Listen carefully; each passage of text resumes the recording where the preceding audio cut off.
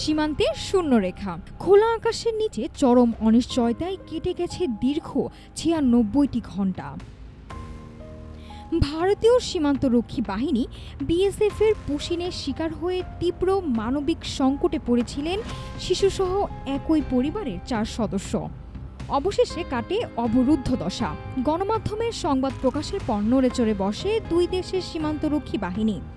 বুধবার রাতে BGB BSF এর যৌথ পতাকা বৈঠক ও প্রাথমিক চিকিৎসার পর মানবিক বিবেচনায় উদ্ধার করা হয় বেলাল হোসেন, তার স্ত্রী সুমি আক্তার এবং তাদের 2 শিশু সন্তানকে।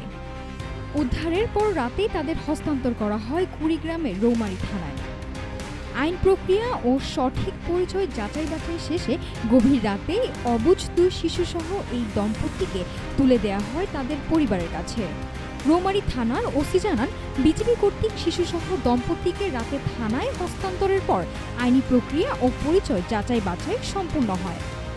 এরপর রাতে তাদের পরিবারের পক্ষ থেকে বেলাল হোসেনের মায়ের কাছে বুঝিয়ে দেওয়া হয়েছে। 4 জন স্বস্তি পেলেও রৌমারী সীমান্তে কাটেনি পুশিন আতঙ্কের রেশ।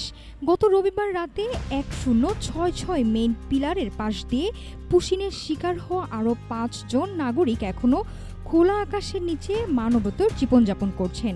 বিজিবির কড়া পাহারায় তারা আটকে আছেন শূন্যরেখায়।